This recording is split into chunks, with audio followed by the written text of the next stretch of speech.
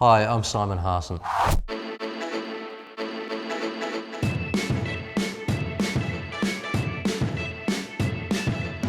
was born in England and moved to Australia when I was 21.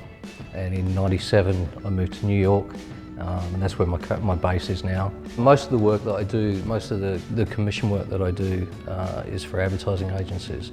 You know, my personal work is essentially sort of landscape and portrait stuff really. The advertising kind of finances that. Currently I just finished shooting a series of shots of icebergs in Newfoundland and Greenland. My style of photography is something that's naturally evolved. I trained as a still life photographer and I have a great fascination with light, and I love the way light plays tricks on the eyes, so that's really what drives a lot of my work. I'm very much someone who constructs an image as opposed to capturing a decisive moment. A photographer who will have an idea and then I'll take that idea and work out the process of how to achieve that. My style is driven by how I want people to view the image. And one of the things that really drives me is the emotion that a picture can create. Something that you can get out of essentially a two-dimensional piece of art. So that kind of very much drives the style. My biggest influence personally and artistically, without a doubt, has been my father. He's a poet. So from a very, very early age, I was surrounded by art and I was exposed to art.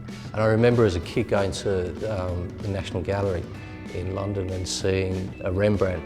You sit there long enough and you just see everything in the shadows start to appear. That, to me, that was just the magic of painting. So painting was very, very big. And then there was, I mean, for instance, when photographers like, when I was first starting, Edward Weston was a huge hero, and there was something underneath the surface, if you like. There was just this underlying tone of romance, really.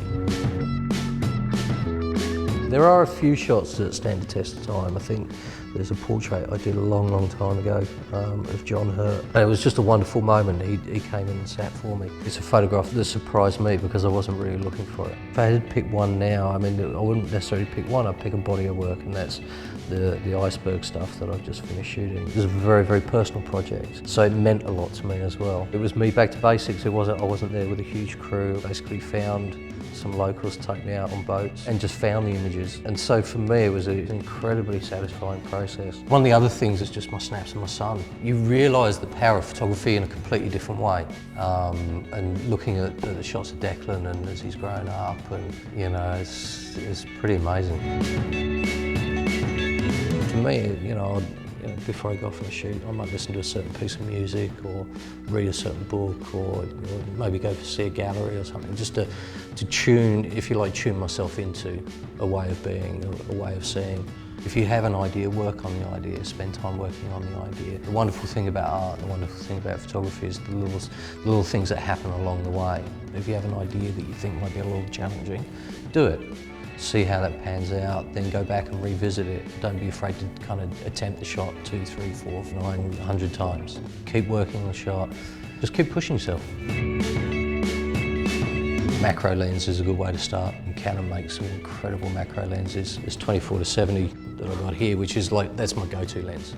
This stays on this camera all the time. Now they make designated macros. We've got the brand new 7D hot off the press, with the new 100mm macro as well, which is an outstanding piece of kit. There are other things you can do as well. You can use extension tubes. You can buy extension tubes relatively cheap. With an extension tube, essentially what that does is it sits between the camera body and the lens, and it takes the lens further away from the sensor or film plane of the camera, which enables you a closer focus distance, which gives you greater magnification. The other way, which is really quite interesting for extreme close-up, you can take a lens and reverse it. And what you want to do here is you want to have a longer focal length lens on the camera and a shorter focal length lens. You set both lenses to infinity, and you can actually just pop that lens over the top there, and just by moving in and out, eventually you'll find the focus point. By moving the lens in closer, you're reducing your depth of field. So you want to take that into consideration as well if you want to get, you know, certain areas in the shot in focus. So you might want to stop down. By stopping down, that means that you've got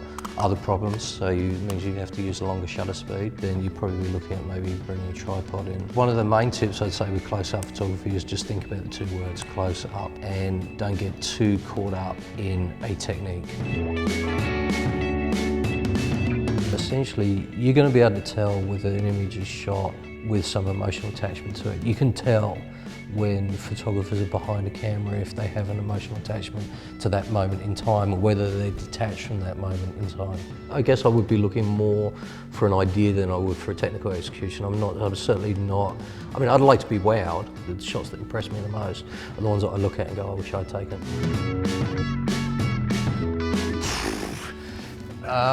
I don't know. Actually, look, when I was a kid growing up in England, I wanted to play for Chelsea. I wanted to score the winning goal in the FA Cup final. So, but I think those days are long gone. So.